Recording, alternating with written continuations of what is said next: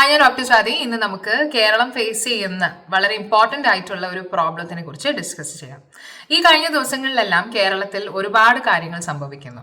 2025 start ചെയ്തതിന് ശേഷം ഈ കഴിഞ്ഞ ദിവസങ്ങളിൽ ആകെ 2 മാസം മാത്രമേ നമ്മൾ പിന്നിട്ടുള്ളൂ.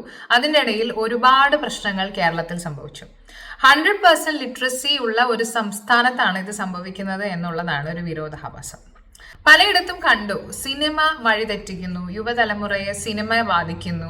ഇപ്പോൾ ഇറങ്ങുന്ന വയലൻസ് ഇൻക്ലൂഡ് ചെയ്യുന്ന മൂവീസ് കാരണത്താലാണ് പലപ്പോഴും പല കുട്ടികളും വഴിതെറ്റി പോകുന്നത് എന്ന്. ശരിക്കും അങ്ങനെയാണോ? അങ്ങനെയാണെങ്കിൽ ഇതിന് മുന്നത്തെ ജനറേഷൻ, അതായത് ഞാൻ ഇൻക്ലൂഡ് ചെയ്യുന്ന ജനറേഷൻ എല്ലാം കണ്ടത് റോങ് ടേൺ അല്ലെങ്കിൽ സോ, ഗെയിം ഓഫ് ത്രോൺസിന്റെ സീരീസ്, ഇങ്ങനെയുള്ള മൂവീസാണ്. സിനിമ ഒരു പരിധി വരെ കുട്ടികളെ ഇൻഫ്ലുവൻസ് ചെയ്തിട്ടുണ്ട്. പുതിയ യുവതലമുറയെ വയലൻസ് എല്ലാം കാണുന്നത് അവർക്ക് കുറച്ചുകൂടി ഹരമാണ്, അവർക്ക് കുറച്ചുകൂടി ഹാപ്പിനെസ് ആണ് അങ്ങനെ വയലൻസ് കാണുമ്പോൾ. അപ്പം ടി വിയിൽ കാണുമ്പോൾ അത് എന്തുകൊണ്ട് ചെയ്തുകൂടാ എന്ന്. ഇതിന്റെ മെയിൻ ആയിട്ടുള്ള റീസൺ അവർക്ക് സിനിമ മാത്രം കൊണ്ട് ഇങ്ങനത്തെ ഒരു മെന്റാലിറ്റി ഉണ്ടായി എന്നുള്ളതല്ല. പലപ്പോഴും കുട്ടികൾ വളരുന്ന സാഹചര്യം, അവരുടെ വീട്ടിലെ അന്തരീക്ഷം, അവരുടെ വീട്ടിലെ പ്രോബ്ലം ഫാമിലീസ് അല്ലെങ്കിൽ സെപ്പറേറ്റഡ് ഫാമിലീസ്, അമ്മയും അച്ഛനും എല്ലാ ദിവസവും വഴക്ക്, അല്ലെങ്കിൽ ആൽക്കഹോളിക് പേരൻസ്, അങ്ങനെ വീട്ടിൽ നിന്നാണ് ഈ പ്രശ്നങ്ങളെല്ലാം സ്റ്റാർട്ട് ചെയ്യുന്നത്.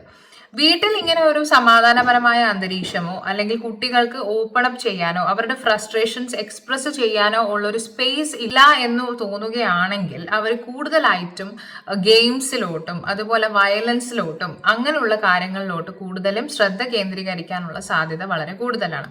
ഒരാളുടെ പേഴ്സണാലിറ്റി ഡെവലപ്മെന്റിന് അയാൾ ജീവിക്കുന്ന സാഹചര്യവും അയാൾ വളർന്നു വരുന്ന ചുറ്റുപാടും അയാളെ ഇൻഫ്ലുവൻസ് ചെയ്യുന്ന സോഷ്യൽ മീഡിയാസും മൂവീസും അതെല്ലാം വൺ ഓഫ് ദി ഫാക്ടേഴ്സ് ആണ്. ഒരു എക്സാമ്പിൾ പറയുകയാണെങ്കിൽ, കഴിഞ്ഞ ദിവസം ഒരു പേഷ്യന്റിനെ കണ്ടു. ഒരു 34-35 ആ ഒരു ഏജിലുള്ള ഒരു പേഷ്യന്റ് ആണ്, മെയിൽ പേഷ്യന്റ് ആണ്. ചോദിച്ചു വന്നപ്പോൾ അയാൾ ഡ്രഗ് അഡിക്റ്റ് ആയിരുന്നു എന്ന് പറഞ്ഞു. അയാൾക്ക് എന്തുകൊണ്ട് ഇങ്ങനെ ഒരു ഡ്രഗ് അബ്യൂസിലോട്ട് അയാൾ കടന്നുപോയി ചെയ്യാൻ വേണ്ടി അയാളുടെ ഫാമിലി ഹിസ്റ്ററി ചോദിക്കുകയുണ്ടായി. അപ്പൊ അയാളുടെ ഫാമിലി ഹിസ്റ്ററിയിൽ അച്ഛനും അമ്മയും ചെറുപ്പത്തിലെ, അയാളുടെ ഓർമ്മ വെച്ച കാലം മുതലേ പ്രശ്നമാണ്, എപ്പോഴും വഴക്കാണ്. അയാൾ ഒരു 10th സ്റ്റാൻഡേർഡ് വരെ നന്നായി പഠിച്ചുകൊണ്ടിരുന്ന ഒരു മനുഷ്യനായിരുന്നു. അപ്പൊ 10th സ്റ്റാൻഡേർഡിന് ശേഷം അച്ഛനും അമ്മയും സെപ്പറേറ്റഡ് ആയിട്ട് താമസിക്കാൻ തീരുമാനിച്ചു. അങ്ങനെ സെപ്പറേറ്റഡ് ആയിട്ട് താമസിച്ചപ്പോൾ അമ്മയുടെ കൂട്ടത്തിൽ ഇയാളുടെ ബാക്കിയുള്ള 2 സിബ്ലിങ്സും പോയി, അച്ഛന്റെ കൂട്ടത്തിൽ ഇയാൾ മാത്രമായി. അപ്പൊ അച്ഛനും ഇയാൾ മാത്രമായിരുന്നു താമസിച്ചുകൊണ്ടിരുന്നത്. അപ്പൊ അച്ഛൻ ക്രോണിക് ആൽക്കഹോളിക് ആണ്, ഫുൾ വീട്ടിലെപ്പോഴും വഴക്കാണ്. അപ്പൊ അമ്മ ഇല്ലാത്തത് കൊണ്ട് ഈ ചെറുക്കനോടും ഈ ബോയോടും കുറച്ച് ചെറിയ രീതിയിലുള്ള വഴക്കും കാര്യങ്ങളൊക്കെ ഉണ്ടായിരുന്നു. 10th ക്ലാസ്സിൽ ഇവൻ പഠിത്തം നിർത്തി വെൽഡിങ് പണിക്കൊക്കെ പോയി തുടങ്ങി.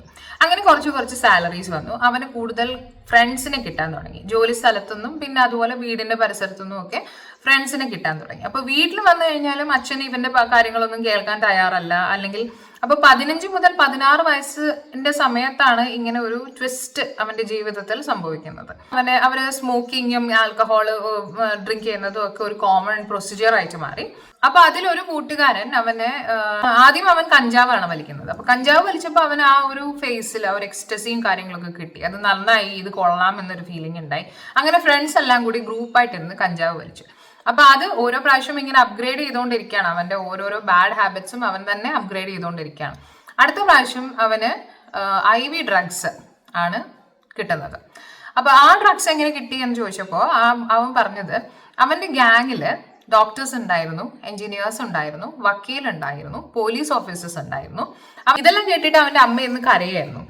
അപ്പൊ അമ്മ പറഞ്ഞ എന്താന്ന് വെച്ച് കഴിഞ്ഞാല്, ഈ ഒരുപാട് ആൾക്കാരുണ്ട്, ഡോക്ടേഴ്സ് ആയിട്ടും പോലീസ് ഓഫീസേഴ്സും വക്കീലും എഞ്ചിനീയേഴ്സും, അങ്ങനെ ഒരുപാട് ഹൈ പ്രൊഫൈലിലുള്ള ആൾക്കാരുമായിട്ട് ഇവന് കോണ്ടാക്ട് ഉണ്ട്. ഈ ഹൈ പ്രൊഫൈലിലുള്ള ആൾക്കാരാണ് ഇവന് ഡ്രഗ്സ് കൊടുക്കുന്നത്.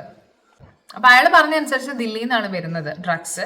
അങ്ങനെ ഗ്യാങ് ആയിട്ട് അവർ യൂസ് ചെയ്യാൻ തുടങ്ങി. പിന്നെ അവൻ ഒറ്റയ്ക്ക് യൂസ് ചെയ്യാൻ തുടങ്ങി. അങ്ങനെ ഡ്രഗ് ഡിപ്പെൻഡൻസിലോട്ട് മാറി. ആരോഗ്യപരമായ പല പ്രശ്നങ്ങളും അവൻ നേരിട്ടുകൊണ്ടിരിക്കുകയാണ്. പല രീതിയിലുള്ള സർജറീസ് എല്ലാം ചെയ്യേണ്ട ആവശ്യകതകൾ അവന്റെ ശരീരത്തിൽ ഇപ്പോഴുണ്ട്.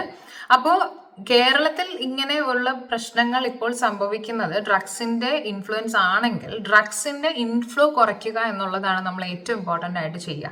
കൗൺസിലിംഗ് പല സ്കൂളിലും പല ഇൻസ്റ്റിറ്റ്യൂഷൻസിലും എല്ലാം കൗൺസിലിംഗ് ആവശ്യത്തിൽ നമ്മൾ കൊടുക്കുന്നുണ്ട്. ഫാമിലി എങ്ങനെയാണോ കുട്ടികൾക്ക് ഒരു സ്പേസ് ഉണ്ടാക്കി കൊടുക്കുന്നത് അതും വളരെ ഇമ്പോർട്ടൻ്റ് ആണ്. കാരണം ഫ്രസ്ട്രേറ്റഡ് ആയിട്ടുള്ള കുട്ടികൾ ഇപ്പോൾ ഫോർ എക്സാമ്പിൾ ചെറിയതായിരിക്കുന്ന സമയത്ത് ഓവർ പ്രൊട്ടക്റ്റീവ് ആയിട്ടുള്ള പേരൻസ് പറയുകയാണ്, എൻ്റെ കുട്ടി അങ്ങനെ ചെയ്യില്ല, എന്ന് പറയുകയാണെങ്കിൽ ആ കുട്ടിയുടെ മനസ്സിലും ഇൻഡയറക്ട്ലി നമ്മൾ ഇൻജെക്ട് ചെയ്ത് കൊടുക്കുകയാണ് ഞാൻ അങ്ങനെ ചെയ്യില്ല എന്നുള്ളത്. അത് നോയിങ്ലി ഓർ അൺനോയിങ്ലി നമ്മൾ ആ കുട്ടിയിൽ അങ്ങനെ ഒരു ഇൻഫ്ലുവൻസ് ഉണ്ടാക്കി കൊടുക്കുകയാണ്. എൻ്റെ പേരൻസ് പറഞ്ഞു ഞാൻ ഒരിക്കലും അങ്ങനെ ചെയ്യില്ല. ഇപ്പൊ ഞാൻ ഒരു കുട്ടിയെ പെൻസിലിട്ട് കുത്തിയാലോ, അല്ലെങ്കിൽ ഞാൻ ഒരു കുട്ടീനെ കടിച്ചാലോ, ഞാൻ ഒരു കുട്ടിയെ തള്ളിയിട്ടാലോ ഇതൊന്നും വലിയ പ്രശ്നമല്ല എന്ന്, ബിക്കോസ് എൻ്റെ പേരൻസ് പറയുന്നുണ്ട്, എൻ്റെ പേരൻസ് എന്നെ കട്ടയ്ക്ക് സപ്പോർട്ട് ചെയ്തിരിക്കുകയാണ്, അതായത് ഞാൻ അങ്ങനെ ചെയ്യില്ല എന്നുള്ളത്. എന്തുകൊണ്ട് അങ്ങനെ ഒരു ബിഹേവിയറൽ ചേഞ്ചസ് ഒരു കുട്ടിയിൽ കാണുന്നു എന്നുള്ളത് നമ്മൾ വിശദമായി സ്കൂൾ അതോറിറ്റീസും അതുപോലെ കോളേജ് അതോറിറ്റീസ് ആണെങ്കിലും ബാക്കി പേരൻസ് ആണെങ്കിലും പേരൻസിനെ അറിയിച്ചിട്ട് എന്തുകൊണ്ട് ഇങ്ങനെ ഒരു ബിഹേവിയറൽ പാറ്റേൺ അല്ലെങ്കിൽ മറ്റുള്ള കുട്ടികളെ ഉപദ്രവിക്കാനുള്ള ഒരു പാറ്റേൺ എന്തുകൊണ്ട് സംഭവിക്കുന്നു എന്നുള്ളത് ആദ്യമേ മനസ്സിലാക്കണം. ഇങ്ങനെയുള്ള കുട്ടികൾക്ക് കൂടുതലായിട്ടും സംഭവിക്കുന്നത് മേ ബി അവർക്ക് അവരുടെ ഫ്രസ്ട്രേഷൻസ് അല്ലെങ്കിൽ അവർക്ക് ഓപ്പൺ അപ്പ് ചെയ്യാൻ ഒരു സ്പേസ് വീട്ടിൽ കിട്ടാത്തത് കൊണ്ടായിരിക്കാം ഇങ്ങനെയുള്ള ബിഹേവിയറൽ ചേഞ്ചസ് ഉണ്ടാകുന്നത്. അപ്പോൾ ആ ബിഹേവിയറൽ പാറ്റേൺസ് നമുക്ക് ഫാമിലിയിൽ നിന്ന് മാത്രമേ ശരിയാക്കാൻ പറ്റൂ. ഡീപ്പ് റൂട്ടഡ് ആയിട്ടുള്ള ഫാമിലി ഇഷ്യൂസ് ഉണ്ടെങ്കിൽ അത് കുട്ടിയുടെ ക്യാരക്ടറിനെ അല്ലെങ്കിൽ പേഴ്സണാലിറ്റീനെ ബാധിച്ചിട്ടുണ്ടെങ്കിൽ പിൽക്കാലത്ത് അവർ ആൽക്കഹോളോ സ്മോക്കിങ്ങോ ഇപ്പോൾ ഡ്രഗ്സ് ഉപയോഗിക്കാനുമുള്ള സാധ്യതയുണ്ട്. അങ്ങനെ ഡ്രഗ്സ് ഉപയോഗിക്കുന്ന ആൾക്കാർക്ക് ഫ്രണ്ടിൽ നിൽക്കുന്നത് ഇപ്പോൾ സിസ്റ്റർ ആണോ, ബ്രദർ ആണോ, മദർ ആണോ, അതൊന്നും അറിയേണ്ട യാതൊരു ആവശ്യമില്ല. അവർക്ക് ആ സമയത്ത് ചിലപ്പോൾ വയലൻസ് ആയിരിക്കും കൂടുതലും സന്തോഷം കൊടുക്കുന്നത്. അപ്പം ഇതുപോലുള്ള ഡ്രഗ്സിന്റെ ഇൻഫ്ലോ കുറയ്ക്കുക എന്നുള്ളതാണ് നമുക്ക് ഏറ്റവും ഇമ്പോർട്ടൻ്റ് ആയിട്ട് ചെയ്യേണ്ടത്. പിന്നെ വേറൊരു കാര്യം എന്ന് വെച്ച് കഴിഞ്ഞാൽ ഇപ്പം എന്ത് ചെയ്ത് കഴിഞ്ഞാലും, ഞാനിപ്പോൾ ഒരാളെ ഉപദ്രവിച്ചാലും, ഞാനിപ്പോൾ ഒരാളെ അടിച്ചാലോ, അല്ലെങ്കിൽ ഞാനിപ്പോൾ ഒരാളെ ഈവൻ കൊന്നാൽ പോലും നമുക്ക് ഒന്നും സംഭവിക്കില്ല എന്നുള്ള ഒരു ധൈര്യം. കാരണം ഭയം ആദ്യമേ നമുക്ക് വേണ്ടത് പേടിയായിരുന്നു. നമ്മൾക്ക് എന്തെങ്കിലും നമ്മൾ ചെയ്തു കഴിഞ്ഞാൽ നമുക്ക് ബുദ്ധിമുട്ടുണ്ടാകുമോ എന്നുള്ളൊരു പേടി. ആ ഒരു പേടി ഇപ്പൊ ആർക്കും കുട്ടികളിലാണെങ്കിലും മുതിർന്നവരിലാണെങ്കിലും ഇല്ല.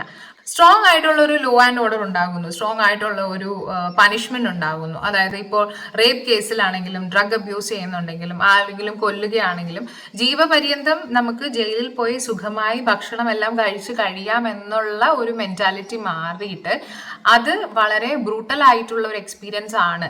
വളരെ ശക്തമായ ഒരു പണിഷ്മെന്റ് ഉണ്ടാവുകയാണെങ്കിൽ, അല്ലെങ്കിൽ നമുക്ക് പേടി ഉണ്ടാവും, നമ്മൾ എന്തെങ്കിലും ചെയ്യുകയാണെങ്കിൽ നമുക്ക് ആ പണിഷ്മെന്റ് കിട്ടും. ഇങ്ങനെയുള്ള മെന്റൽ ഡിസോർഡേഴ്സ് അല്ലെങ്കിൽ പേഴ്സണാലിറ്റി ഡിസോർഡേഴ്സിന്റെ വേറൊരു ഇമ്പോർട്ടൻറ്റ് ഫാക്ടറാണ് അൺഎംപ്ലോയ്മെന്റ്. ഒരുപാട് ഞാൻ പഠിച്ചു, പക്ഷെ എനിക്ക് ജോലി കിട്ടുന്നില്ല, അല്ലെങ്കിൽ ജോലി കിട്ടിയാൽ തന്നെ അതിൽ ആഡിക്വേറ്റ് ആയിട്ടുള്ള സാലറി ഇല്ല.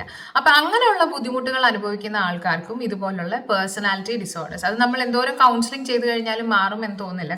ഗൾഫ് കൺട്രീസിലുള്ള പോലെയുള്ള ലോ ആൻഡ് ഓർഡേഴ്സ് ഇവിടെ ഉണ്ടെങ്കിൽ ആർക്കും ആരെയും ഉപദ്രവിക്കാനോ ആർക്കും ആരെയും റേപ്പ് ചെയ്യാനോ ഉള്ള ഒരു ധൈര്യം ഉണ്ടാകില്ല. വളരെ ശക്തമായിട്ടുള്ള ഒരു പനിഷ്മെന്റ് ഉണ്ട് എന്ന് അറിയുകയാണെങ്കിൽ nobody will dare to hurt or rape anybody. Thanks for watching. If you're liking my videos, please do like, share and subscribe.